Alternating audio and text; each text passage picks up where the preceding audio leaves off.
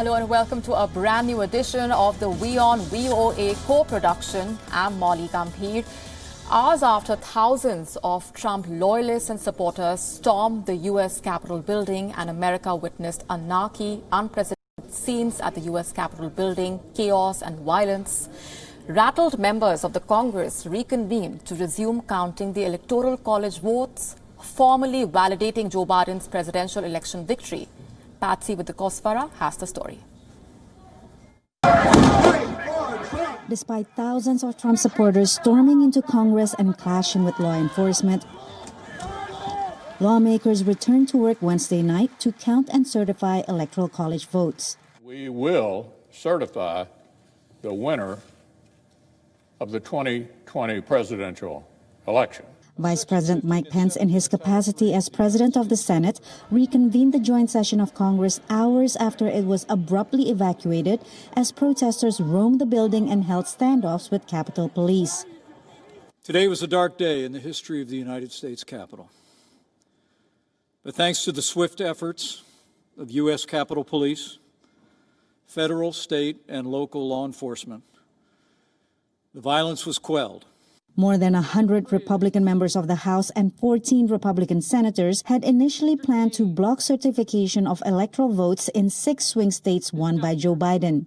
For those who have concerns about the integrity of our elections, those who have concerns about what happened in November, this is the appropriate means. But following Wednesday's violence, several senators and representatives retracted their objections. However, the events that have transpired today have forced me to reconsider.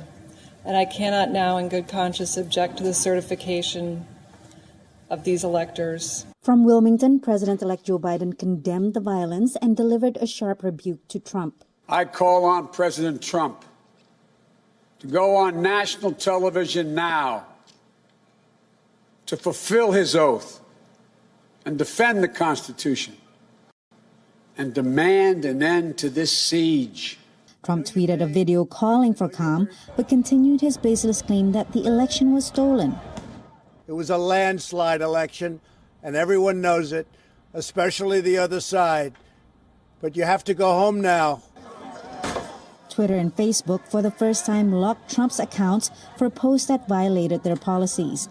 Earlier in the day, the president urged supporters to march to the Capitol. And after this, we're going to walk down, and I'll be there with you, telling them to get rid of the weak Congress people. He incited the violence. He led them rhetorically, even if he didn't lead them physically. 17 House Democrats implored the vice president to invoke the 25th Amendment to remove Trump from office, a move unlikely to happen 2 weeks before the president's term ends. The 25th Amendment is really about incapacity and the inability to serve in a physical or medical sense of that term. It is not about the moral fitness of a president. Despite the chaos, Joe Biden will be inaugurated as the 46th U.S. president on January 20th. I am not concerned about my safety, security, or the inauguration. I am not concerned. Patsy with the Kosvara, VOA News.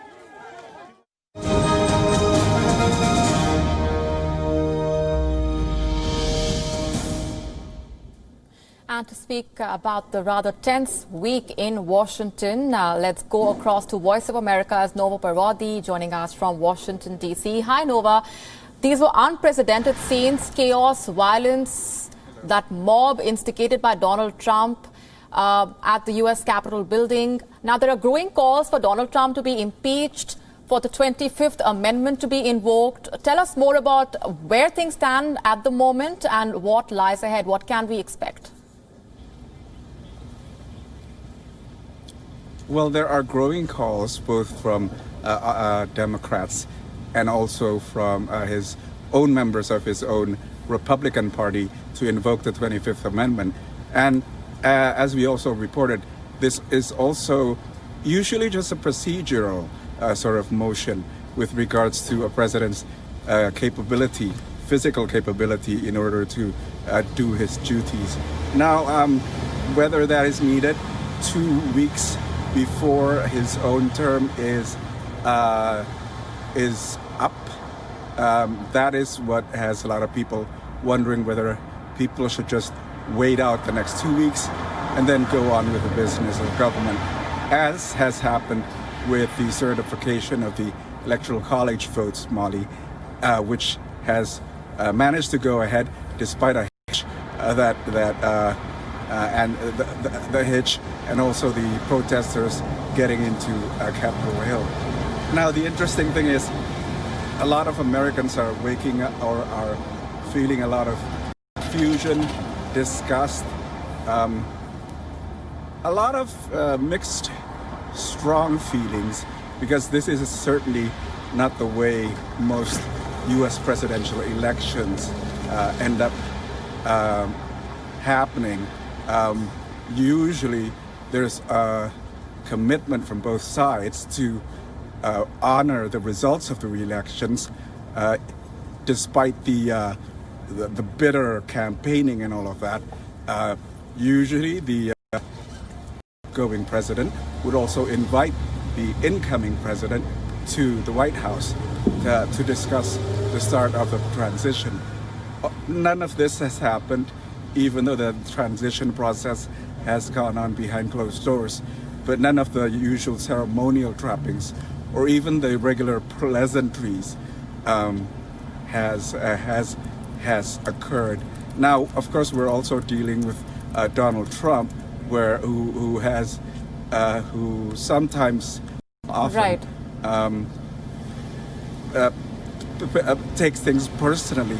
So, like for instance, Nancy Pelosi, the House Speaker, he has yet to in the same room with her since the impeachment trials in early 2020. Now, that's something which is not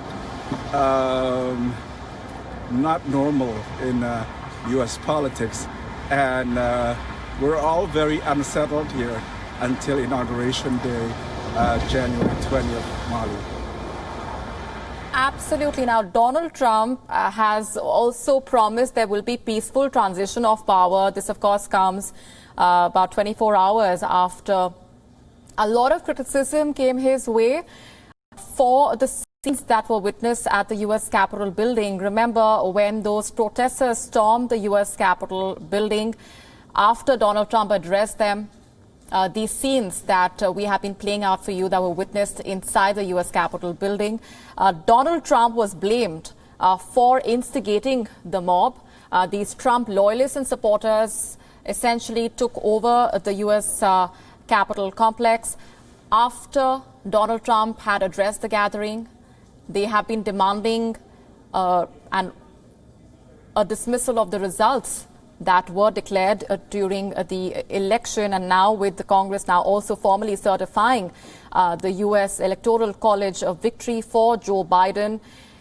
The reaction coming in and the reassurance coming in from the U.S. President Donald Trump himself now that there will be smooth transition of power.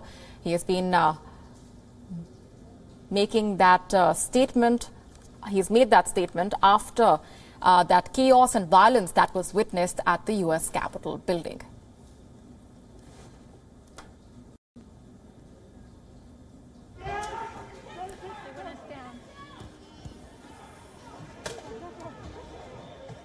Meanwhile, Democrats have won control of the U.S. Senate and the Congress as a whole after scoring a pair of wins in Tuesday's Senate runoff races that drew the attention of the country. WION's congressional correspondent Catherine Gibson reports from Atlanta, Georgia, on the consequences for the Biden presidency.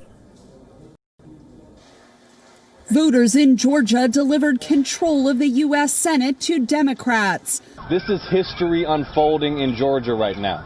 As Republican Kelly Loeffler lost to Democrat Reverend Raphael Warnock, who now becomes the first black senator from the state of Georgia. The improbable journey that led me to this place in this historic moment in America could only happen here. And Democrat Jon Ossoff beat Republican Senator David Perdue. Let's unite now. to beat this virus and rush economic relief to the people of our state and to the American people. This state saw unprecedented turnout for a runoff election and caps years of efforts by Democrats to turn this traditionally Republican stronghold into a swing state. President Trump's continuing unfounded claims of voter fraud in the state could be one possible factor in that shift. You don't concede when there's theft involved. Well, many of the president's supporters did come out to vote here in Georgia, saying the election was too important to miss. We didn't get our freedom by letting other people come in and run this country like the Democrats are wanting it done. The president's claims appear to have decreased Republican turnout in the state overall, analysts say. The president has sown a great deal of confusion in the state with his accusations of a fraudulent process here.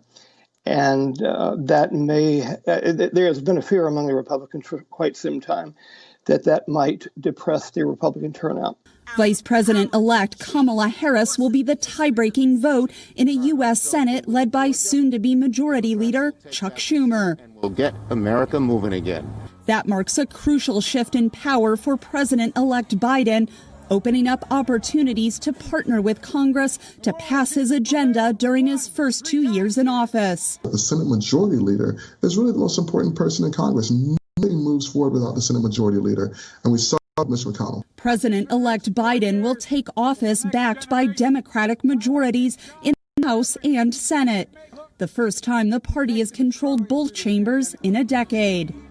Catherine Gibson, VOA News, Atlanta, Georgia.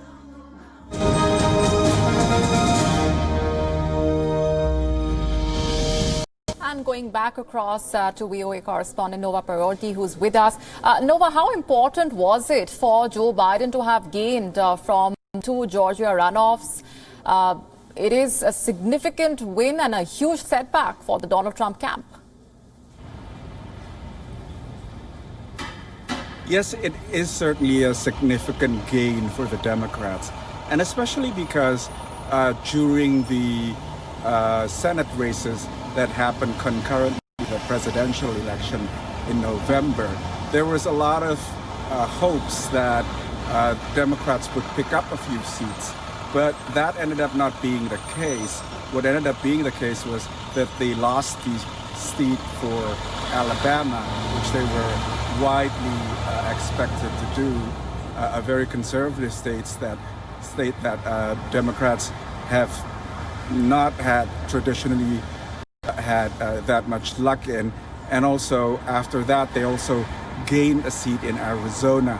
That, of course, put them at 46 Democratic senators, plus 2 independent senators, which usually caucus with Democrats, facing up against 50 at the time, 50 Republican senators.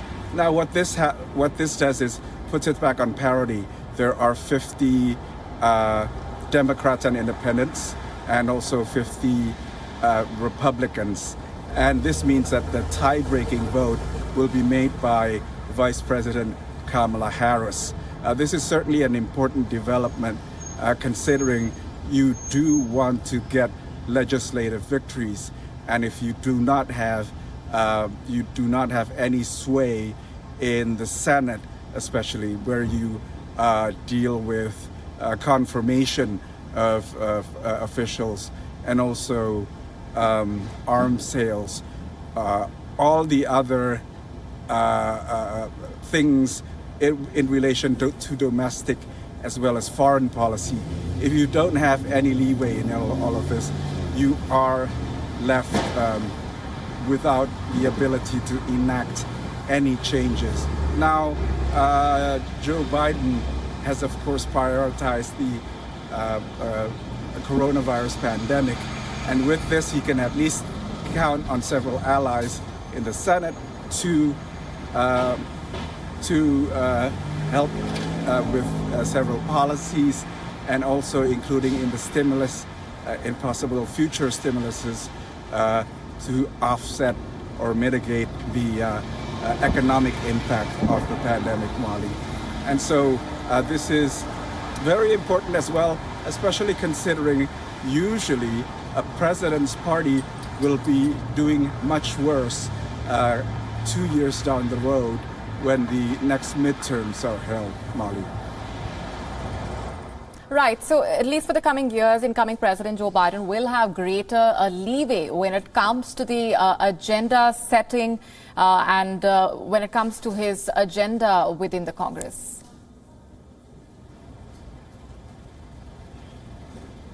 Yes.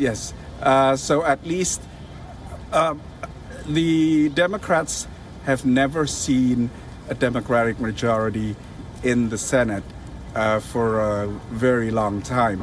The last years of the Obama administration was spent also sparring off with Mitch McConnell and Senate Republicans when it came to several issues. And we saw how that hampered pretty much the Obama administration's efforts, both in local, domestic policy, and also in foreign policy.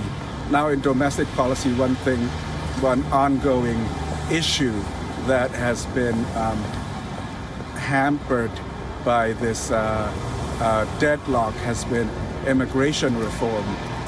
And of course, as we mentioned a couple of weeks ago, that for a lot of U.S. audiences, the issue of immigration reform is usually more concentrated on the issue of undocumented migrants, around 11 million undocumented migrants. But of course, for a lot of immigrant communities, the issue of immigration reform is also on legal immigration, immigration via family channels, immigration via work channels. And a lot of those, at least now, incoming President Joe Biden actually has leeway and also some, at least, congressional support in order to perhaps enact some changes, right, especially before the midterms in the next 2 years, Molly. Nova, thanks very much for those updates and perspectives. We're going to leave it there for the moment. With that, it's a wrap on this edition of the WION-VOA Co-production.